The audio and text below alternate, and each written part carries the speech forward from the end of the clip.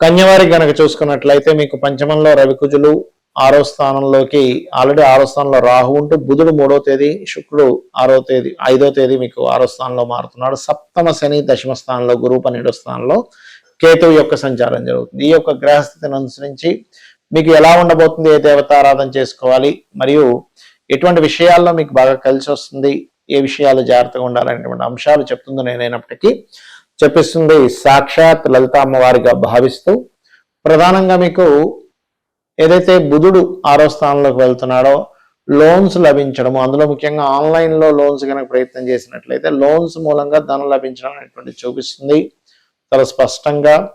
అదేవిధంగా కొంచెం సంతానం కోసం ప్రయత్నం చేసేటువంటి వారికి, అదేవిధంగా సుబ్రహ్మణ్యేశ్వర స్వామి నామం కానీ, అలాగే సూర్య నమస్కారాలు చేసుకోవడం ద్వారా చాలా మటుకు క్లియర్ అవుతాయి కూడా చెప్పాలంటే సమస్యలు. అలాగే కొంచెం గృహము, వాహనము, ఏదైనా ఆభరణాలు లాంటివి కొనుగోలు చేసేటువంటి సమయం నడుస్తుంది. కాకపోతే కొంత ఇక్కడ స్నేహితులతోనే తెలియని ఇగో క్లాషెస్, గొడవలు జరుగుతాయి. స్త్రీల విషయంలో కొంచెం జాగ్రత్తగా ఉండాలి. ఆరో స్థానంలో శుక్రుడు ఉన్నప్పుడు వివాహ సంబంధించిన విషయంలో శుక్రుడు అక్కడ ఉన్నంత కాలం, అంటే ఫిబ్రవరి 5వ తేదీ నుంచి ఆల్మోస్ట్ 25 రోజులు ఉంటాడు అక్కడ. కాబట్టి ఆ 25 డేస్ కొంచెం వివాహ సంబంధించినటువంటి విషయంలో కొంత జాగ్రత్తగా ఉండడం అనేటువంటిది మంచిది. అంటే నిర్ణయాలు తీసుకోకపోవడం మంచిది. ఎందుకంటే ఇక్కడ సప్తమ స్థానంలో శని కూడా ఉన్నాడు. కాబట్టి ఏమవుతుంటుందంటే మనం ఒకవేళ ఒక సంబంధం వచ్చి వెంటనే మనం ఓకే చెప్పిన అవతల వాళ్ళు దాన్ని ఓకే చెప్పకపోవడము, దానికి సంబంధించిన విషయంలో ప్రొలాంగ్ అవ్వడం అనేటువంటిది జరుగుతూ ఉంటుంది. అలాగే కాస్త ఉద్యోగ సంబంధించిన విషయంలో కూడా కొంత స్ట్రెస్ ఉంటుంది. కాకపోతే ఏంటంటే కాస్త శని, రాహు, గురు గ్రహాల దగ్గర దీపారాధన చేసినట్లయితే బాగుంటుంది. ఆది మంగళవారాలు ఎట్టి పరిస్థితుల్లో మీరు ఇన్వెస్ట్మెంట్స్ మాత్రం చేయకండి దయచేసి. ఇక మీరు నిత్యము చేయవలసినటువంటి దేవతారాధన ఏమిటి? ఎక్కువగా అయితే మీరు నవగ్రహాల్లో రవి, కుజ గ్రహాల దగ్గర దీపారాధన చేయండి. ఉపాసనా స్థానంలో ఉన్నాయి కాబట్టి కేతు గ్రహం దగ్గర కూడా చేస్తే మంచిది. మరియు వెంకటేశ్వర స్వామి యొక్క ఆరాధన లేదా లక్ష్మీ నరసింహస్వామి యొక్క కరావలంబ స్తోత్రము, కవచము చదువుతూ ఉంటారు, అవి చేయండి. చేస్తూ గోశాలకు వెళ్ళి కాస్త గోవులకి క్యారెట్స్, బెల్లము మరియు అదేవిధంగా గ్రాసము తినిపించండి. అన్ని విధాలా మీకు బాగుంటుంది. చాలా మంది ఏంటంటే జ్యోతిష్ శాస్త్రంలో మనకి అసలు జాతకం చూపించుకునేటప్పుడు ఎటువంటి విషయాలు చెబుతారు, అసలు జాతకం చూపించుకోవడం ద్వారా ఎటువంటి ఫలితాలు మనం తెలుసుకొని మన యొక్క జీవితాన్ని మార్చుకోవచ్చు అనేటువంటిది నన్ను చాలా మంది పర్సనల్ చాట్ విషయంలో అసలు ఏమేం చెప్తారని మనకి కాల్స్లో వాటిలో అడుగుతున్నారు. దాని మీద నేను మీకు క్లారిటీ ఇస్తాను. ఫస్ట్ ఆఫ్ ఆల్ ఏంటంటే మనకి ఒక దగ్గరికి వెళ్ళాలనే ఒక డెస్టినేషన్ ఉందనుకోండి, అక్కడికి వెళ్ళడానికి మనకు రూట్ తెలియాలి. రూట్ కనుక తెలిస్తే మనం ఈజీగా వెళ్ళగలుగుతాం. అలాగే ఆ రూట్లో వెళ్ళేటప్పుడు మనం చూడండి, ఒక్కోసారి ఒక ప్రదేశం నుంచి ఇంకో ప్రదేశానికి వెళ్ళేటప్పుడు మధ్యలో ఎక్కడో ఏదో రోడ్ రిపేర్ ఉంటుంది, అప్పుడు ఇంకొక రూట్లో నుంచి వెళ్ళాలి. అంటే మనకు ముందుగా కనుక ఈ రూట్లో వెళ్తే మధ్యలో మీకు బ్రేక్ ఉంది, ఇంకో రూట్లో వెళ్తే మీరు అక్కడ ఆగకుండా మళ్ళీ వెనక్కి తిరిగి రాకుండా వెళ్ళవలసి వస్తారని తెలిసినప్పుడు అమ్మయ్య అని చెప్పి మనకు ఆ టైము అదంతా ఫ్యూల్ అంతా కూడా ఎలా కలిసి వస్తుందో జ్యోతిష్ శాస్త్రం కూడా అంతే. అది ఎలాగా అంటే చెప్తాను చూడండి. ఇప్పుడు ప్రతి మనిషికి కూడా ఆరోగ్యంగా ఉండాలి, కొంచెం ఆత్మవిశ్వాసంతో బలంగా ఉండాలి అని చూస్తూ ఉంటాం. దాన్ని లగ్నము అంటాం. అంటే జీవుడి యొక్క స్థితి లగ్నం. మీ యొక్క లగ్నాన్ని స్ట్రెంథెన్ చేసుకోవాలంటే ఏం చేయాలి అనేది మీ జన్మజాతకంలో మీ లగ్నం బట్టి ఉంటుంది. అలాగే చూడండి, ప్రతి ఒక్కరికి కూడా ధనం మూలం ఇదం జగత్ అన్నట్టుగా ఏదైనా సరే ఫైనాన్స్తో ముడిపడి ఉంది.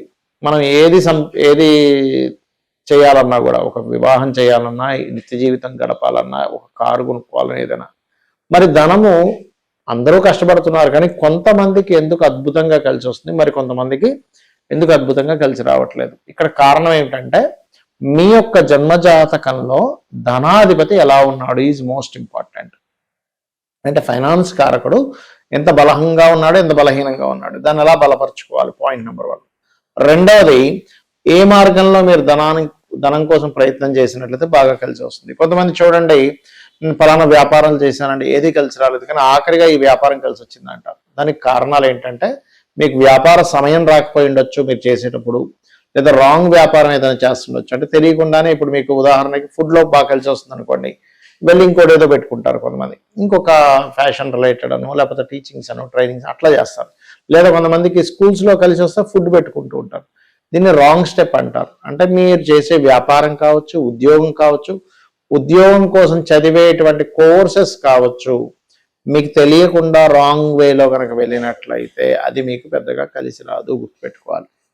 ఇక మరొక విషయం ఏంటంటే ఇక్కడ గమనించినట్లయితే ఈ యొక్క ధనపరమైనటువంటి విషయంలో మీరు ఏం చేస్తే బాగుంటుంది. ఇప్పుడు ఫైనాన్షియల్గా బాగా గ్రోత్ రావాలి. ఓం సంపత్కరీ సమారూఢ సింధుర బ్రజ సేవితాయ నమః. ఇలాగా మీరు ఏ కెరియర్ ఎంచుకుంటే మంచిది, ఇక్కడ ఉంటే మంచిదా, విదేశాలకు వెళ్తే మంచిదా, ఏ వ్యాపారంలోకి వెళ్తే మంచిది, ఇవే కాకుండా ఇన్వెస్ట్మెంట్స్ మనం చేస్తూ ఉంటాం. ఫలానా ధనమంతా తీసుకెళ్ళి దాంట్లో ఇన్వెస్ట్మెంట్ చేశాం, అది రాంగ్ టైం అని అనుకోండి, అంటే రైట్ టైంలో మీరు ఇన్వెస్ట్మెంట్ చేయలేదు, రైట్ విషయం మీద అంటే మీకు ఏదైతే కలిసి వస్తుందో దాని మీద ఇన్వెస్ట్మెంట్ చేయలేదు అనుకోండి, మీకు అది ఇబ్బందిని కలగజేస్తుంది, గుర్తుపెట్టుకోండి. కాబట్టి ఎప్పుడు కూడా రైట్ టైం ఇన్వెస్ట్మెంట్ చేయడము, రైట్ విషయాల మీద అంటే మీకు కలిసి వచ్చే దాని మీద ఇన్వెస్ట్మెంట్ చేయడం చాలా ముఖ్యం. అందులో మీరు గోల్డ్లో చేయాలా, గురువు రవి బాగుండాలి.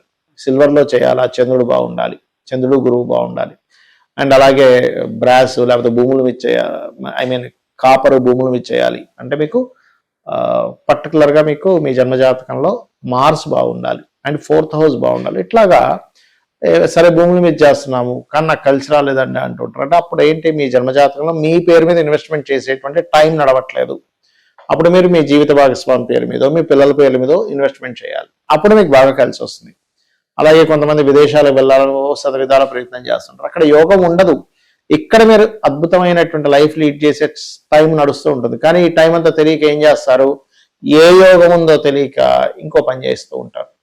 అలా మీ పర్సనల్ చార్ట్లో ఏ యోగం ఉంది, ఎటువైపు మీరు వెళ్ళాలి, ఏం చేస్తే మీ లైఫ్ బాగుంటుంది, ప్రశాంతంగా ఉంటుంది, ఫైనాన్షియల్గా బాగుంటుంది, ఆరోగ్యంగా ఉంటారు అనేటువంటి చెప్పేదే ఈ యొక్క ఆస్ట్రాలజీ. అంతేగాని ఏదో మిమ్మల్ని భయపెట్టేసి నువ్వు ఇది చేసుకోబోతే నువ్వు చచ్చిపోతావని, లేకపోతే నీకు ఏదో అయిపోతుందని, ఏదో పెద్ద గండం ఉందని అని చెప్పేది కాదు. ఎందుకంటే ఇక్కడ ఆస్ట్రాలజీలో వివాహ విషయమే తీసుకుందాం.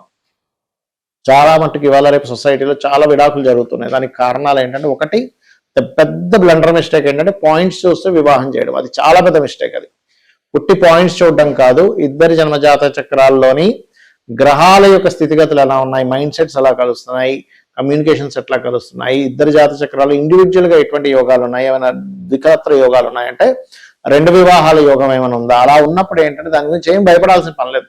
సింపుల్గా ముందే మీరు అర్క వివాహము కుంభ వివాహము అంటారు. అంటే అర్క వివాహం పురుషుడికి, కుంభ వివాహం స్త్రీలకు చేస్తారు.